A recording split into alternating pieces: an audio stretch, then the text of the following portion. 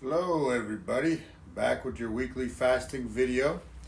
So today what we're going to go over, as you can see on the teacher's board, the whiteboard behind me, this has nothing to do, this particular lesson, with the science behind fasting. But I figured, heck, if I could combine two of my favorite topics, which is fasting and time mastery, right? Living with discipline, mastering your time, something I'm pretty passionate about, then it's a win-win. So people don't realize with fasting how much time they get back in their life. Time is your most valuable thing. I used to teach my students, we would do a lesson every couple weeks when I was a phys ed teacher. We would go over like a time lesson. The one thing you cannot get back in life, in your life, is your time. So what is your time worth to you? I can tell you, I put a high value on my time. It's the one thing you can't get back. You can get back your money. You can get back your, a new set of friends. You can get a new car. You can get a new house. Get new clothes. You can get all that stuff. But you can't get back your time. So fasting plays right into that.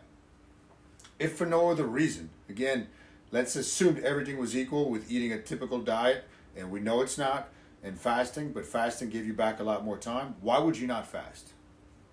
So a couple things. Efficiency in your work. Think about this. When I have my high focus days, let's say tomorrow, I don't have to stop to eat. I don't stop to eat all day. I'll take my built-in 5-minute breaks, but I don't have to stop and start. People think that it's easy to stop and start, and multitask. But you got to remember this.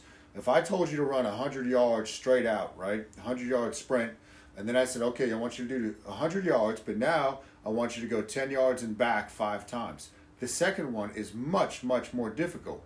Metabolically, the starting and stopping is the hardest thing. It's the same thing with your brain. How much energy you waste when you stop work or you stop focusing on a topic and then you got to move to the new topic. It's very, very energy consuming for your brain. So kiss your efficiency goodbye. So I have a huge advantage over, let's say, my competitors because I don't have to stop to eat. I just keep going, right? So think about how much more time I have in my day. Less food prep.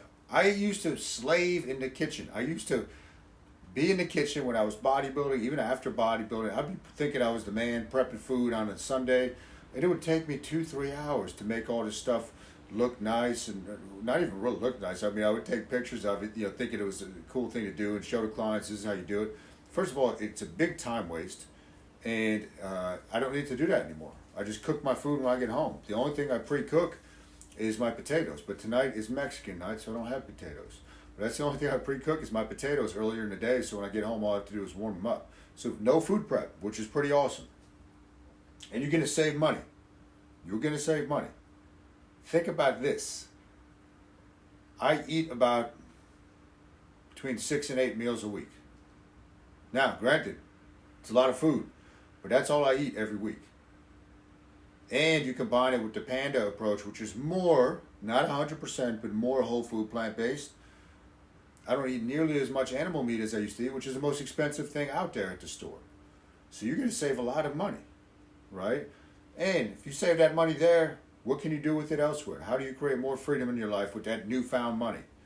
But you're going to save money simply by the fact that you're not eating nearly as much frequently, right? And somebody was just texting me, they got back from vacation, and they want to have a meeting, a mind map meeting with me.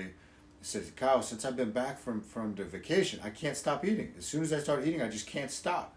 That's what food does, right? And last thing I'm going to finish up with before we circle back to the time, if you just did the opposite of what people that are obese and out of shape and all this and not in good health did, if you did the opposite, like anything in life, you'd probably be right on the money and you'd get results.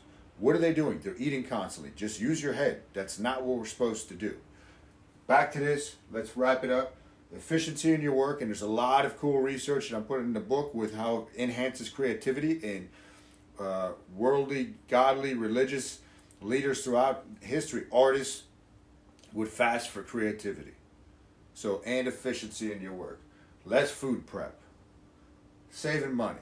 You don't have to stop to eat all the time. So this is all good stuff with the fasting. The Panda book is coming. It's going to be done, the draft, by early March when I go down to Orlando.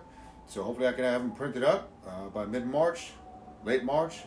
And we're we're gonna get rocking and rolling, and I'll be doing a seminar about that whole thing. You know, the book, not the whole thing, but the book to kick it off.